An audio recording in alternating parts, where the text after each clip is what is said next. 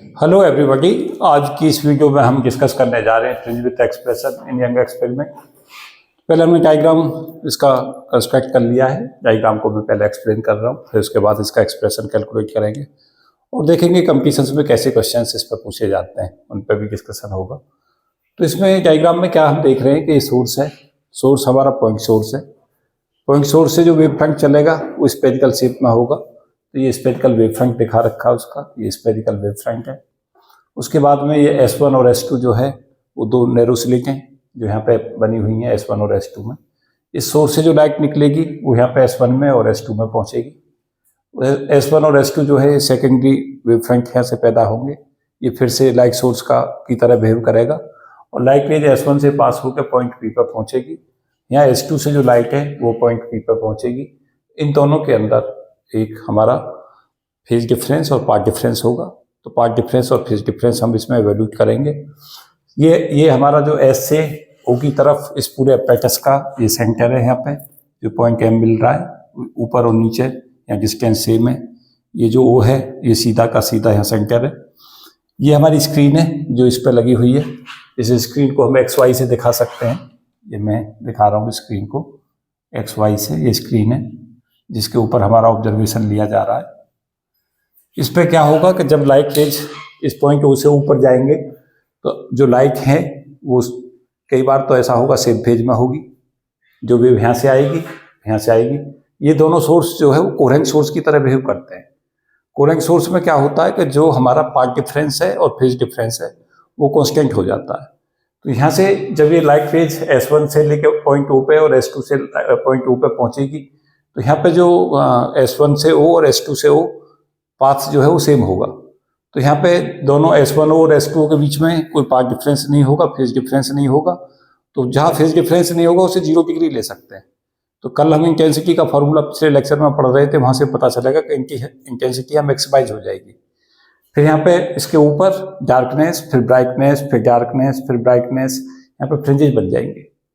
यहाँ पे हम क्या चाहते हैं कैलकुलेट करना? हम चाहते हैं फ्रिंज विड्थ का एक्सप्रेशन कि फ्रिंज की जो चौड़ाई है वो हमारी किन किन फैक्टरों पर निर्भर करती है, ये हम निकालना चाहते हैं। तो S2P और S1P इसमें हम कैलकुलेट करेंगे और अप्लाई करेंगे पाइथागोरस थ्योरम, जिसमें हम देखेंगे कि जो हमारा S1P है ये हमारा S1P पॉइंट जो है वो हमारा हो जाएगा यहाँ से S1 M1 इसका स्क्वायर प्लस M1P का स्क्वायर। तो यहाँ हम पाइथागोरस यूज करेंगे। यहाँ से और यहाँ तक P तक की जो डिस्टेंस है वो X ले रखी है। यहाँ से लेकर यहाँ तक की ये डिस्टेंस D ले रखी है। जो हमारा जहाँ से सोर्स बन के चला है ये S1 और S2 से जो डिस्टेंस है स्क्रीन की वो कैपिटल D है। तो हम देखेंगे कि फ्रिंज विड्थ जो निर्भर करेगी वो किन किन फैक्टरों पर निर्भर करेगी। फ्रिंज विड्थ का फॉर्मूला प्रूव करेंगे कि formula d lambda upon 2t आएगा। तो इसका डेरिवेशन और डिस्क्रिप्शन भी हम डिस्कस करेंगे और फिर इस पर क्वेश्चन देखेंगे किस तरीका के क्वेश्चन इसमें पूछे जाते हैं। तो फ्रिंज विड्थ का एक्सप्रेशन यहाँ पर हमें दिखाना है कि d लैम्डा अपॉन 2t होगा, जहाँ पे d जो है यहाँ से S1 और S2 से जो स्क्रीन है उसकी डिस्टेंस है, लैम्डा जो वेवलेंथ है वो जो सोर्स है उसकी वेवलेंथ है, और 2t है S1 और S2 जो कोहेरेंट सोर्स बन रहे हैं, जो स्लिट हैं, जो नैरो स्लिट है उनके बीच का सेपरेशन है। तो यहाँ पे हम क्या करें, पाइथागोरस से लिखें S1P का स्क्वायर। तो S1P का स्क्वायर कैसे लिखेंगे? S1P स्क्वायर हमारा हो जाएगा इस डायग्राम में this is equal to this का स्क्वायर बराबर this square plus this square. और ये कहाँ से ले रहे हैं? पाइथागोरस से, जिसमें हम क्या कहते हैं कर्ण स्क्वायर जो होता है हमारा हाइपोटेनस स्क्वायर वो बेस और परपेंडिकुलर उनके दोनों के स्क्वायर के सम के बराबर होता है। तो S1P की वैल्यू जो होगी वो हमारी हो जाएगी S1 M1 इसका स्क्वायर प्लस S1 M1 का स्क्वायर प्लस M1P का स्क्वायर दिस। तो ये S1P कितना है हमारा S1M, S1 और M की वैल्यू है d स्क्वायर। तो यहाँ पे ये d स्क्वायर ले लें प्लस ये देखें ये क्या बना, यहाँ से यहाँ तक की डिस्टेंस x है, यहाँ से और यहाँ तक की डिस्टेंस d है। तो ये जो डिस्टेंस होगी वो x माइनस d होगी। तो इसको हम क्या लिख देंगे x माइनस d। और मान लें वो nth फ्रिंज है, इसको x को xn से दिखा सकते हैं xn माइनस d का स्क्वायर, ये ले लें। यहां से क्या करें, डी स्क्वायर को कॉमन निकाल दें, यह आ जाएगा D square 1 plus X N minus D, इस पूरे का square into D square.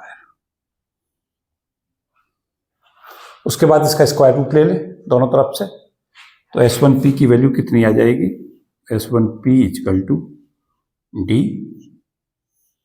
1 plus X N minus D, इसका स्क्वायर अपॉन डी स्क्वायर और इस पूरे की पावर हाफ। हाफ जो है मल्टीप्लिकेशन में आ जाएगा, क्योंकि हम जानते हैं बाइनोमियल से ये कैपिटल जी जो बहुत बड़ा है, इसके मुकाबले ये जो क्वांटिटी है, क्योंकि एक्स एन माइनस डी जो है छोटी क्वांटिटी है, यहाँ से यहाँ तक की डिस्टेंस एक्स एन है, यहाँ से यहाँ तक की डी है, तो एक्स एन माइनस डी कुल इतनी सी डिस्टेंस है। इसके मुकाबले ये जो डी है वो काफ़ी बड़ा है, तो यहाँ पर हम क्या करते हैं कि 1 प्लस एक्स की पावर एन, ये हमारा बन जाता है बाइनोमियल से 1 प्लस एन एक्स। कब, जब हमारा एक्स स्मॉल हो। तो वही प्रॉपर्टी लगाते, हाफ यहाँ पर इससे मल्टीप्लाई हो जाएगा, तो ये एक्सप्रेशन हमारा बन जाएगा डी प्लस, यहाँ से मल्टीप्लाई कर लें इसे, half X N minus D, इसका स्क्वायर अपॉन डी, इसके साथ ये तो हाफ पावर यहाँ आ जाएगा मल्टीप्लिकेशन में, और डी की जब डी स्क्वायर से हम मल्टीप्लाई करेंगे 1 अपॉन डी स्क्वायर से, तो डी रह जाएगा नीचे, तो ये आ जाएगा 2d। ये हमारे पास S1P की वैल्यू कैलकुलेट हो गई। सिमिलरली हम क्या करें, यहाँ से यहाँ तक की डिस्टेंस कैलकुलेट कर ली। सिमिलरली हम क्या करें, सिमिलरली S2P निकालें। सिमिलरली S2P का स्क्वायर कितना हो जाएगा बच्चों, इसका स्क्वायर बराबर this square plus this square, क्या लिख देंगे, इक्वल टू S2 M2 का स्क्वायर, इसका स्क्वायर प्लस इसका स्क्वायर, तो वो कितना हमारा बन गया, प्लस PM2 इसका स्क्वायर। ये भी हमने किससे लिखा है, ये भी पाइथागोरस से लिखा है। ये इस ट्रायंगल में, दिस ट्रायंगल के अंदर ये हो जाएगा हाइपोटेनियस, इसका स्क्वायर बराबर इसका स्क्वायर प्लस इसका स्क्वायर।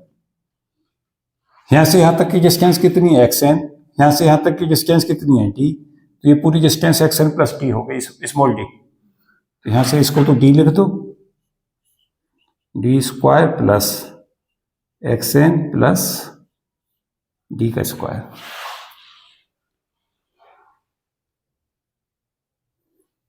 यहां से S2P निकालो इसी पैटर्न से, तो S2P कितना हो जाएगा हमारा, equal to D 1 plus XN plus D का स्क्वायर अपॉन D स्क्वायर, इस पूरे की पावर हाफ। ये वैल्यू कितनी हो गई हमारी, ये हो गई D plus half XN plus D का स्क्वायर अपॉन D। तो S1P कैलकुलेट कर लिया और हमने S2P कैलकुलेट कर लिया। अब पार्ट डिफरेंस हमारा कौन सा है, इसने तो लाइट रेज ने ही जो यहां से चली, उसने तो डिस्टेंस चली P पॉइंट तक पहुंचने में S1P, और जो S2 से चला लाइट बीम, उसने डिस्टेंस चली S2P। तो इनमें पाथ डिफरेंस कितना हो जाएगा बच्चों, path difference S2P minus S1P। S2P हम कैलकुलेट कर चुके हैं और S1P हम कैलकुलेट कर चुके हैं। ये वैल्यू हमारी कितनी आएगी बच्चों, ये आएगी D plus half into XN plus D का स्क्वायर अपॉन D माइनस, इसको घटा दो, इसको इक्वेशन 1 बोल दो, इसको 2 बोल दो। क्या करना पड़ेगा, 2 माइनस 1 करना है हमें, तो D से D कैंसिल आउट हो जाएगा, minus D minus half XN minus D का स्क्वायर अपॉन D। देखें D से ये D कैंसिल हुआ, 1/2d कॉमन निकल गया, 1/2d यहाँ भी है, यहाँ भी है, और यहाँ क्या बन गया, xn square plus d square plus 2xnd। A plus b का स्क्वायर खोल दिया expansion, a square plus b square plus 2ab। ऐसे यहाँ लिख दो ए माइनस बी का स्क्वायर, तो माइनस का xn स्क्वायर माइनस डी का स्क्वायर और प्लस 2xnd। ये दोनों टर्म आपस में इससे कैंसिल हो गई। ऊपर क्या मिला हमें, 4xn small D upon 2d। ये वैल्यू आ गई 2xn small D upon D. बहुत अच्छा है कि इस रिजल्ट को सदा याद ही रखें, 2xn small D upon D, part difference को। उससे क्या होगा कि अगर हमें पार्ट डिफरेंस याद है तो ये पूरा का पूरी एक्सरसाइज हमें करनी नहीं पड़ेगी। उससे सदा फायदा ये रहेगा कि ये रिजल्ट हमें सीधा ही रिमेंबर रखना है, remember it.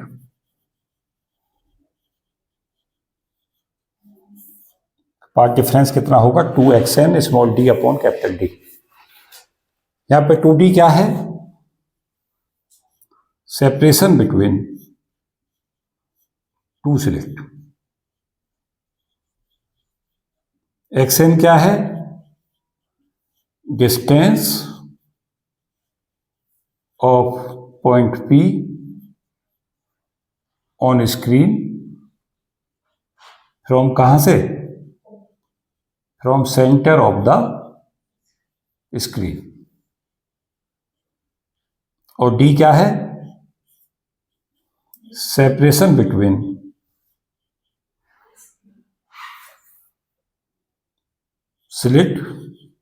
Slits S1 and S2 to screen और स्लिट के बीच में सेपरेशन, क्योंकि स्लिट्स हैं इनके और स्क्रीन, ये स्क्रीन है, इसके बीच का सेपरेशन ही है। क्योंकि फिजिक्स में सदा ये भी याद रखें कि हमें हर एक्सप्रेशन में ये भी पता हो कि कौन सी चीज़ कहाँ से ऑब्जर्व की जा रही है, कहाँ पे है। वैसे तो डायग्राम में कैपिटल डी ये दिखा दिया गया है, यहाँ से यहाँ तक की डिस्टेंस से 2d दिखा दी गई है, यहाँ से यहाँ तक की ओ से लेके और ई तक की जो डिस्टेंस है वो xn दिखा रखी है। तो डायग्राम में ऑलरेडी क्लियर है।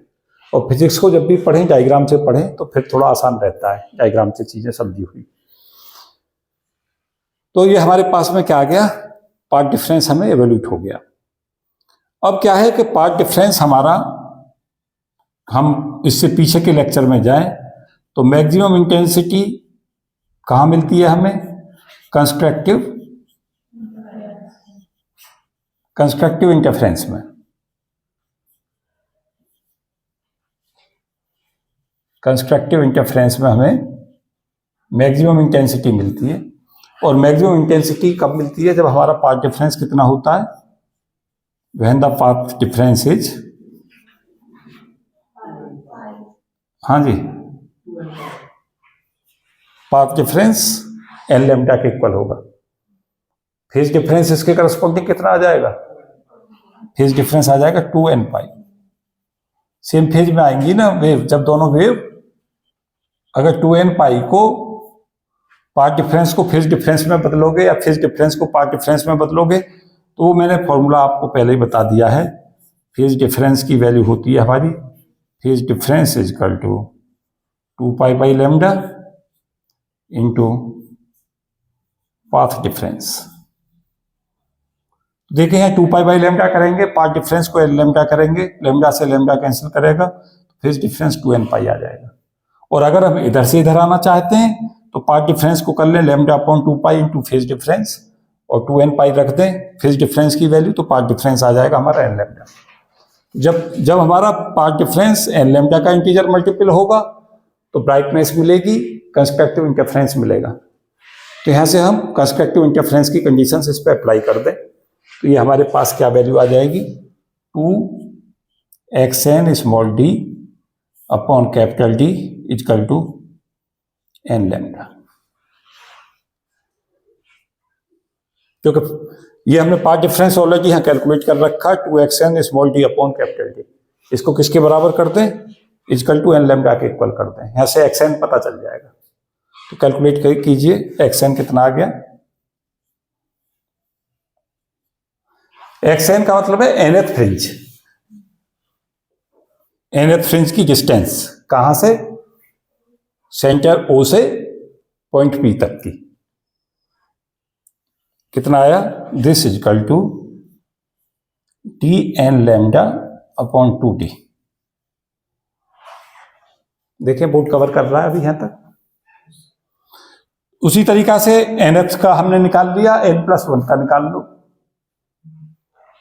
xn+1 कितना आ जाएगा हमारा, nth ऑर्डर की फ्रिंज का निकल गया ये तो, जो हमारे पास यहां से यहां तक xn तक है, और xn+1 के लिए निकालेंगे तो वो हमारा कितना आ जाएगा, d इंटू n+1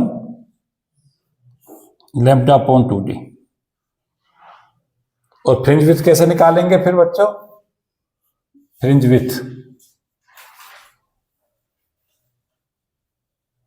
वो आ जाएगा n+1 और xn,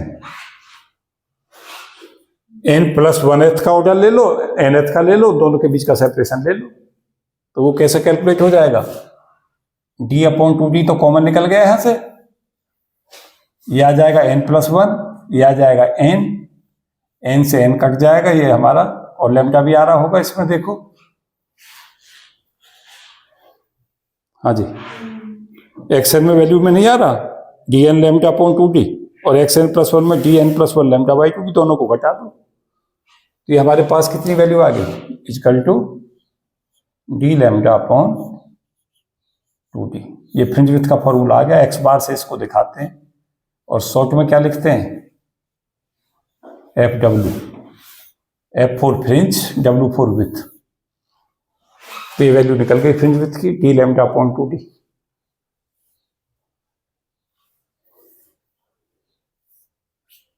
अब इसी में आगे स्टेप बढ़ाओ, अब मैक्सिमम इंटेंसिटी के लिए गए हो, कंस्ट्रक्टिव इंटरफेरेंस केस में निकाला है, अब दिखाओ कि जो फ्रिंज हमारी डार्क की आएगी वो भी इतनी आएगी, तो वो कैसे निकालें,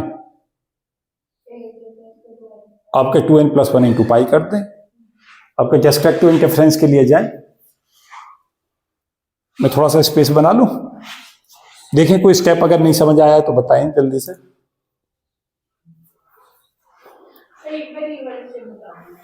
कौन सा, ये वाला, ये देखो है क्या बेसिकली कि फेज डिफरेंस जो होता है वो इस तरीका से होता है कि एक वेव ऐसे आई और ये वेव दूसरी ऐसे आई।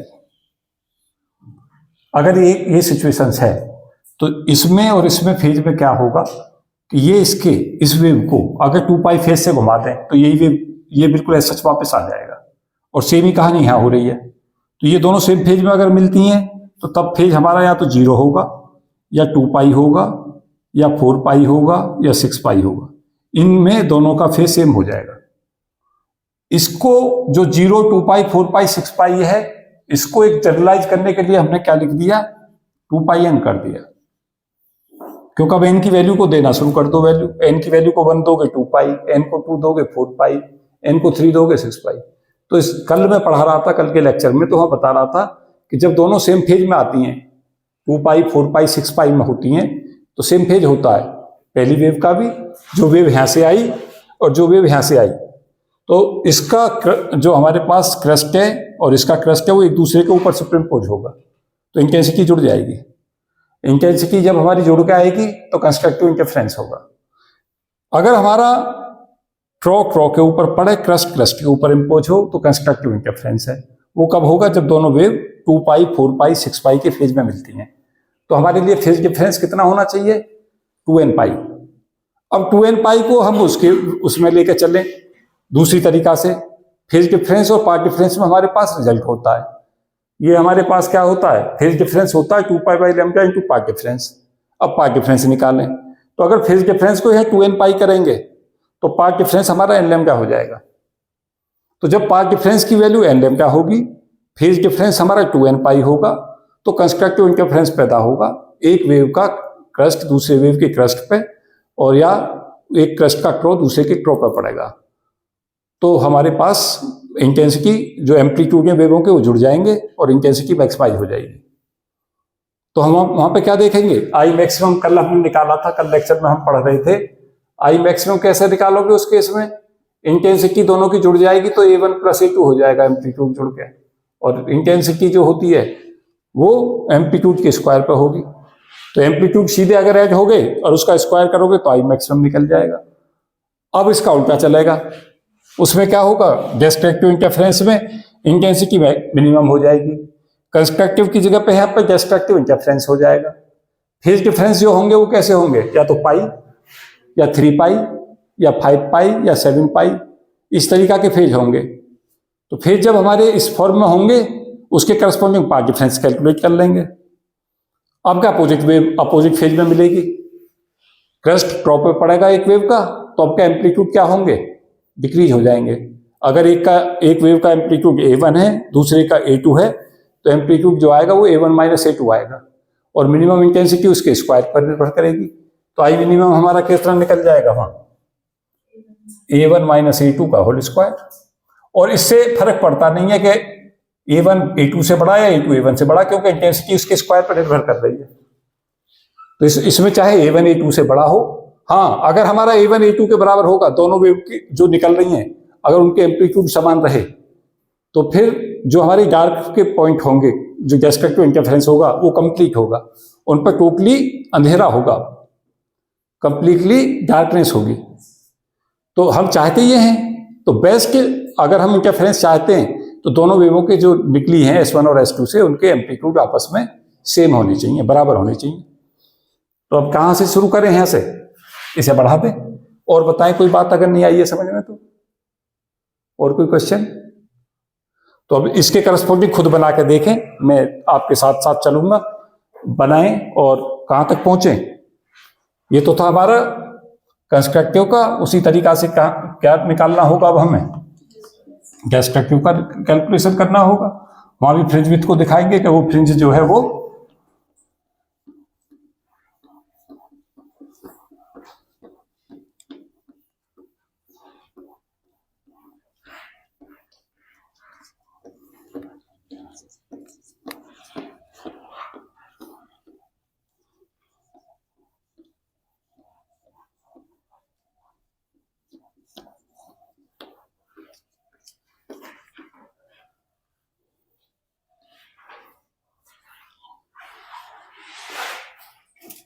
देखो, अगर डायग्राम से देखना चाहते हो तो ऐसे कहोगे, एक वेव ऐसे आई, सपोज क्या है, इससे वेव जो S1 से निकली वो ऐसी है, तो दूसरी वेव हमारी ऐसे आनी चाहिए। अब डिस्ट्रैक्शन होगा, क्योंकि जब इसका क्रस्ट इसके क्रॉप पे पोज होगा तो अब एम्पलीट्यूड घट जाएंगे, नेट एम्पलीट्यूड, क्योंकि ये प्लस में जा रहा है एम्पलीट्यूड, ये माइनस में जा रहा है, तो नेट एम्पलीट्यूड को प्रिंसिपल ऑफ सुपरपोजिशन लगाओगे तो एम्पलीट्यूड A1 माइनस A2 हो जाएगा।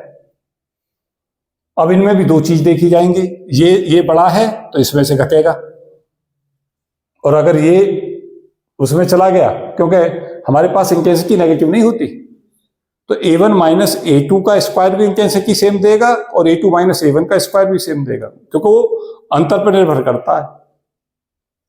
इससे फर्क नहीं पड़ता कि A1 A2 से बड़ा है, A2 A1 से बड़ा है, गैप होना चाहिए बस उनमें। तो ये हमारे पास क्या हुआ, यहाँ पे क्या दिख रहा है, पाई का, इसमें और इस वेव में क्या अंतर है। जब ये मैक्सिमम की तरफ को जा रही थी, ये मिनिमम की तरफ को जा रही थी, ये π/2 आगे गई, ये π/2 पीछे गई, तो दोनों में फेज कितना बन गया, पाई का। ये समझते हो, यहां से 0, ये π/2, ये पाई, 3 π/2, फिर ये 2 पाई, और यहां से चलोगे ये उल्टी चल रही है, तो ये तो π/2 आगे गई, यहां पे ये π/2 पीछे गई, तो फेज डिफरेंस कितना बन गया दोनों में, π/2 माइनस π/2, पाई का फेज बन गया। तो एम्पलीट्यूड हमारा अपने आप ही कम हो जाएगा, और इंटेंसिटी करती है एम्पलीट्यूड के स्क्वायर पर निर्भर। तो यहां पर फेज कैसे लेकर चलोगे, फेज यहां पर होंगे, फेज डिफरेंस या तो पाई का हो, और 3 पाई का मतलब, इन दोनों का मतलब सेम है। आप इस बात को समझते हो, क्योंकि वेव अपने आप को खुद 2 पाई फेज के बाद में खुद को रिपीट कर देती है, बिल्कुल ऐसी की ऐसी। तो पाई और 3 पाई का एक ही मतलब है, पाई और 5 पाई का सेम मतलब है, पाई 7 पाई का सेम मतलब है। तो इन पूरों को हम क्या किस फॉर्म में लिख पाएंगे जनरल लिखने के लिए, 2n+1 पाई। अब n की वैल्यू को देनी वैल्यू शुरू करो, जैसे n की वैल्यू को 0 शुरू करोगे तो ये पाई आ जाएगा, n को 1 देना शुरू करोगे 3 पाई आ जाएगा, n को 2 देना शुरू करोगे 5 पाई आएगा। तो ये क्या आ गया, फेज डिफरेंस। और पाथ डिफरेंस कैसा होना चाहिए, path difference lambda upon 2 pi into phase difference. तो ये लैम्डा अपॉन 2 पाई करोगे इसे, और फेज डिफरेंस की जगह पे कितना आ जाएगा 2n+1 पाई। तो पाई से पाई कैंसिल हो जाएगा, ये कितना बन गया n+12 इंटू लैम्डा बन गया। तो जब पाथ डिफरेंस हमारा n+12 लैम्डा होगा तो हमारे पास कैसा इंटरफेरेंस होगा, कैस्ट्रैक्टिव।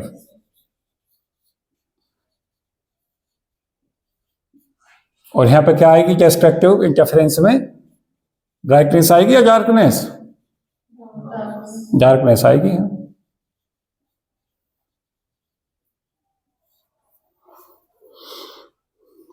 तो अभी फिर से शुरू करो, xn अब कैसे निकालोगे। और ये हमारे पास पाथ डिफरेंस किसके बराबर था, अभी हमने पीछे वीडियो में देखा, पाथ डिफरेंस का फॉर्मूला S2p माइनस S1p नहीं निकाला था।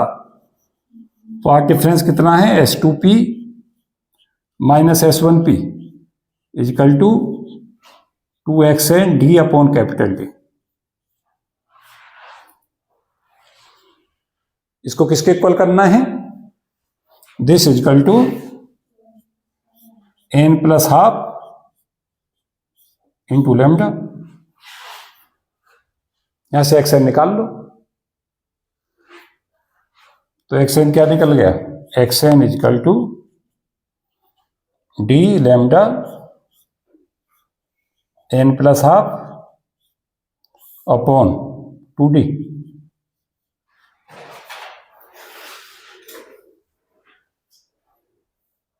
देखें ये xn निकालना था, इस लैम्डा को इधर मल्टीप्लाई कर दो और 2d को नीचे डिवीजन में ले आओ, xn निकल गया है। nth फ्रिंज के लिए है और x डिस्टेंस के लिए है। और कहाँ, ये डार्कनेस वाला पता चला जहां से डार्कनेस शुरू हुई है, और फिर कहां से कहां तक निकालोगे, n+1 तक निकालो। क्या आ जाएगा, d लैम्डा अपॉन 2d, और n को n+1 से रिप्लेस करोगे तो n+3/2 नहीं हो जाएगा बच्चों, ये n+12 और अगला n+3/2, दोनों का अंतर कर दो। तो फ्रिंज विड्थ यहां से कितनी निकली, इन दोनों का अंतर xn+1 माइनस xn। देखें ये भी हमारी कितनी आ गई, d λ/2 की नहीं आई, ये तो आ गई डार्क फ्रिंजेज और ये आ गई ब्राइट फ्रिंजेज।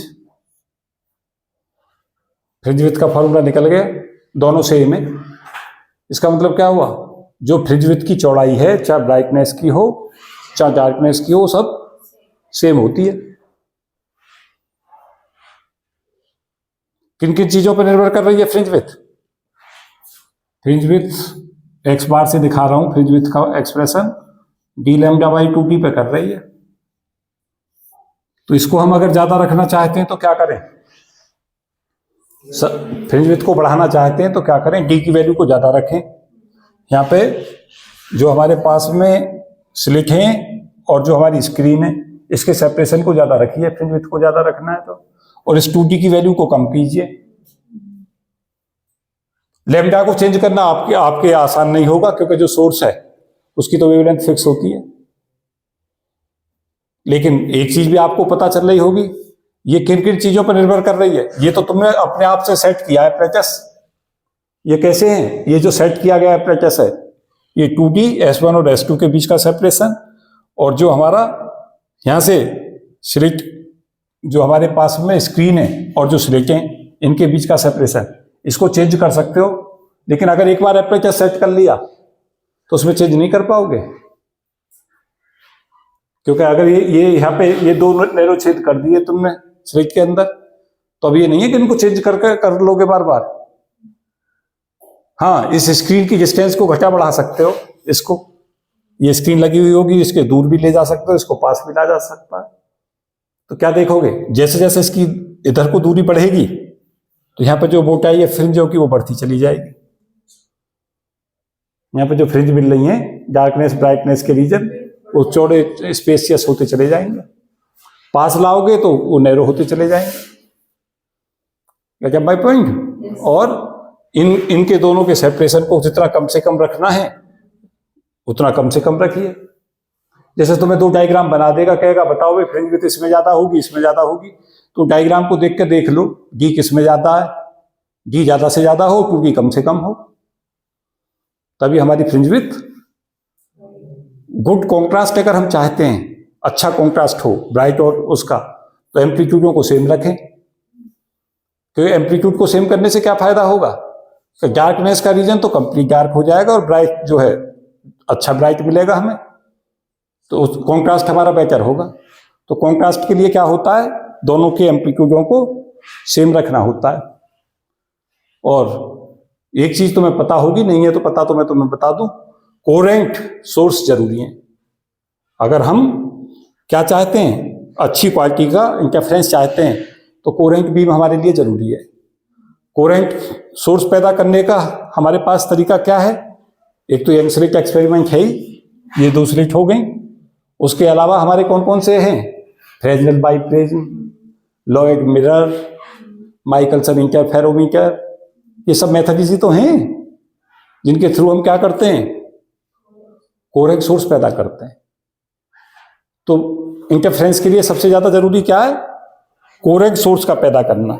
तो फ्रिंज विड्थ का एक्सप्रेशन हमारा क्या बन गया, दोनों बार डी लैम्डा अपॉन 2D। जस्टिफिकेटिव इंटरफेरेंस समझे नहीं समझे? अब हमारे पास क्या है कि अगर हम इसकी बारे में क्वेश्चन देखें कि हमारी प्रॉब्लम्स किस तरीका की आती हैं और कैसे उन्हें हम संभालते हैं, तो कई बार क्या करता है कि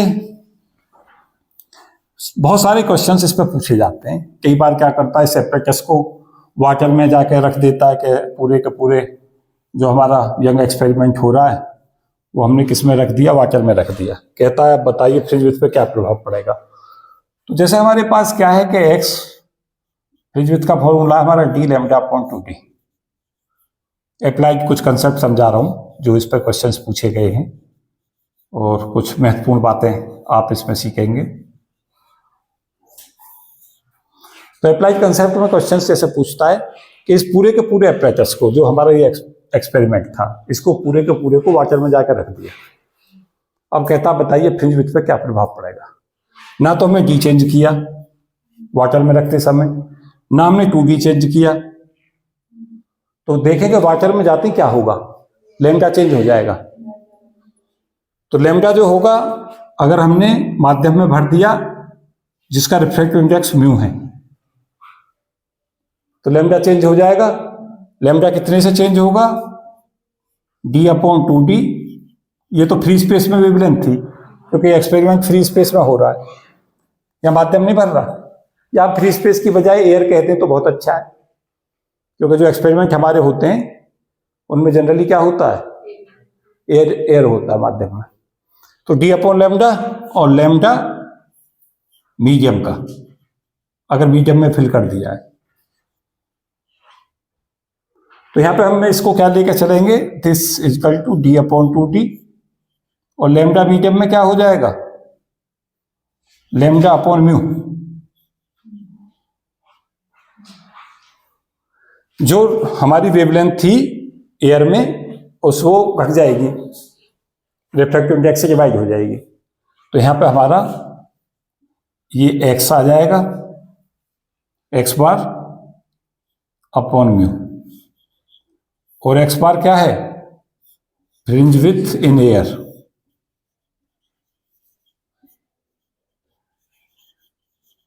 फ्रिंज विड्थ इन एयर, और ये हमारे पास क्या है, x बार म्यू क्या हो गई, फ्रिंज विड्थ इन मीडियम।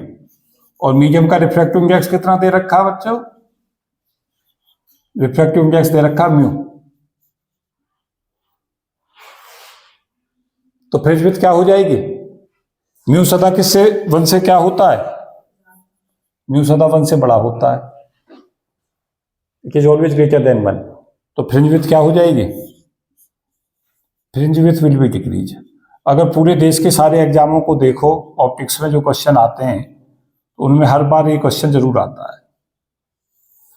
पूरे सेटअप को कई बार वाटर में रख देता है, वाटर का रिफ्रैक्टिव इंडेक्स दे देता है, फ्रिंज विड्थ बता देता है इतनी मिल रही है, बताओ वाटर में कितनी होगी, तो वाटर के रिफ्रैक्टिव इंडेक्स से डिवाइड करना होगा।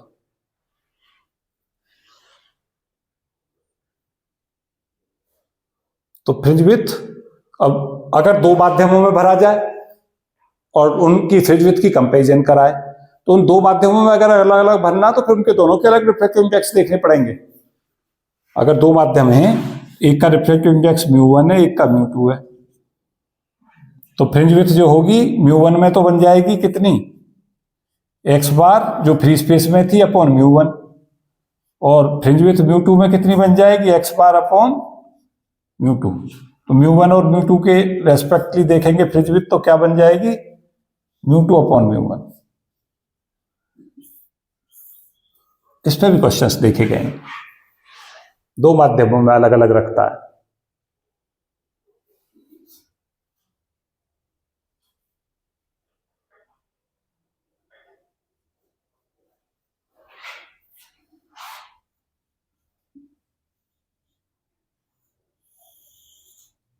उसके अलावा हमारा कुछ और जो इंपॉर्टेंट एक्सप्रेशन है इसमें, वो है कि हमारे पास कंस्ट्रक्टिव एक दो प्रॉब्लम ले लिए मैंने, एक क्वेश्चन तो ये अलग था और दूसरा क्वेश्चन से अलग था।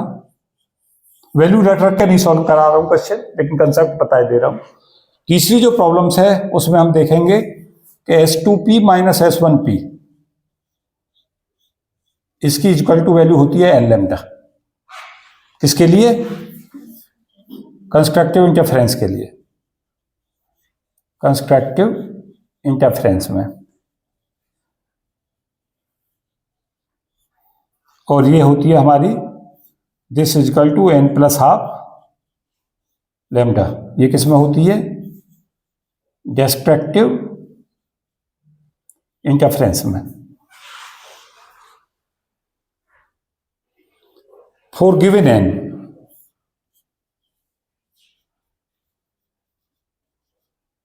गिवन N के लिए, N गिवन है हमारा ऑर्डर, तो और लैम्डा कांस्टेंट है ही, लैम्डा इज फिक्स, और एन भी कांस्टेंट हो गया क्योंकि गिवन दे रखा है, तो S2P माइनस S1P क्या हो जाएगा यहाँ, कांस्टेंट। और ये कोई किसकी इक्वेशन को रिप्रेजेंट करता है, this is the equation of the hyperbola S1P S2P, तो S2P minus S1P equal to constant. इनको इस कंडीशंस को हम क्या कहते हैं, this is the conditions of the hyperbola. तो यहां पर फ्रिंजों की शेप कैसी होगी, हाइपरबोला शेप की होती हैं। क्वेश्चन आता है कंपटीशंस में कि यंग स्लिट एक्सपेरिमेंट में जो शेप है फ्रिंजेस की वो कैसी होती है, तो आंसर कैसे मार्क करेंगे, हाइपरबोला होती है, हाइपरबोला। देखो ये शेप दिखा रखी है, ये फ्रिंजों की shape, this this this this. और लैम्डा का ऑर्डर बहुत कम होता है, लैम्डा बहुत छोटी होती है वेवलेंथ, तो S2P माइनस S1P किधर की तरफ हो जाता है, एग्जैक्ट जीरो नहीं, लेकिन it is approachable to zero, zero की तरफ अप्रोच करता है, और जीरो के तरफ को अप्रोच करते हैं इस पार्ट डिफरेंस से। S2P माइनस S1P जब जीरो की तरफ अप्रोच करेगा तो लाइन स्ट्रेट लाइन की तरह अपियर करेंगी। देखो ये दिखाई दे रही है, स्ट्रेट की तरफ को जाती जाती हल्की सी, कम ऑर्डर पे, और ज्यादा ऑर्डर पे हाइपरबोला की बनती चली जाएंगे। तो यहां when lambda is small,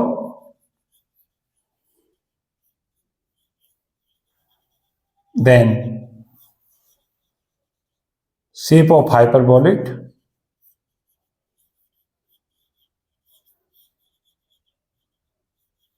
appears to be straight line।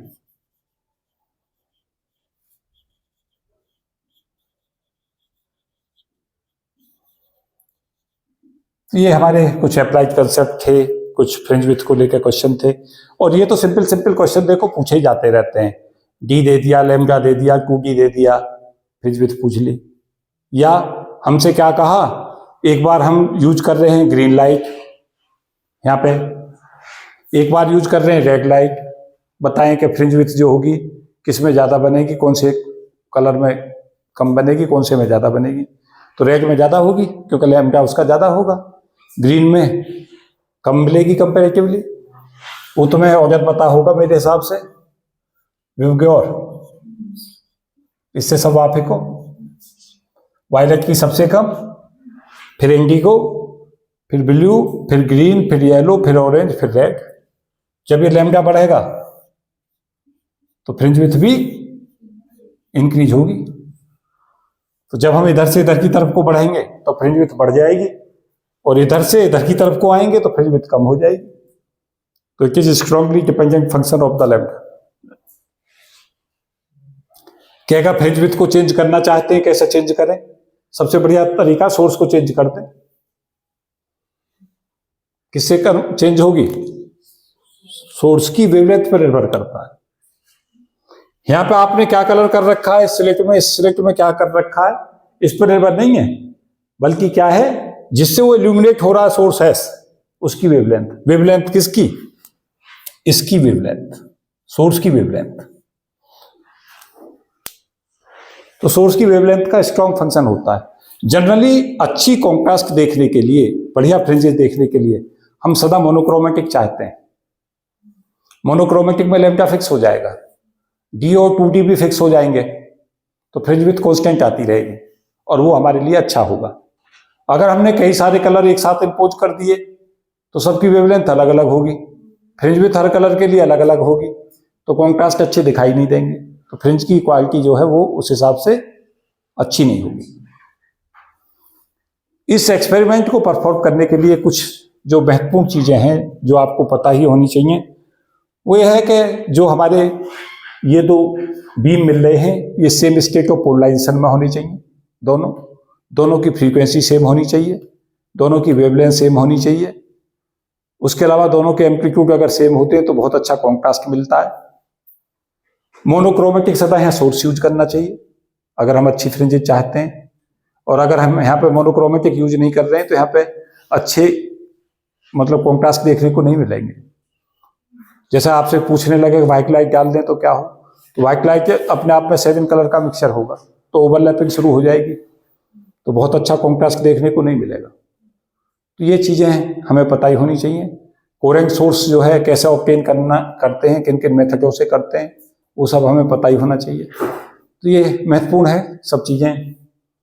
फिर एक क्वेश्चन जो इसमें पूछा जाता है वो ये है कि इसमें बीच में इस वाले जो हमारा S1P पाथ है इसमें थिन माइका शीट इंट्रोड्यूस कर देते हैं, फिर पूछता है फ्रिंज विड्थ पे क्या प्रभाव पड़ता है, मैक्सिमा किधर को शिफ्ट हो जाता है, तो उस तरीका के भी क्वेश्चंस देखे जाते हैं। तो काफी महत्वपूर्ण टॉपिक ये रहता है फ्रिंज विड्थ का। कुछ न्यूमेरिकल्स इस पर जरूर निकाल कर रखें। तो मुझे उम्मीद है कि ये आपकी समझ आया होगा सारा एक्सप्रेशंस। इस वीडियो में इतना ही। Thank you and best wishes for all of you. जय हिंद।